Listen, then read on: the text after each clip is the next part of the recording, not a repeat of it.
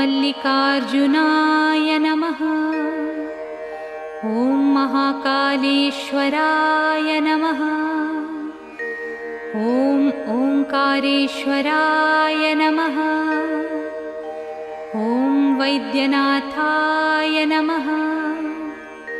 ॐ भीमशंकराय नमः। ॐ रामेश्वराय नमः। ॐ नागेश्वराय नमः। ॐ विश्वेश्वराय नमः।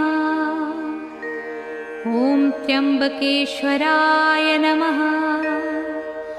ॐ केदारेश्वराय नमः। ॐ घुस्मेश्वराय नमः। ॐ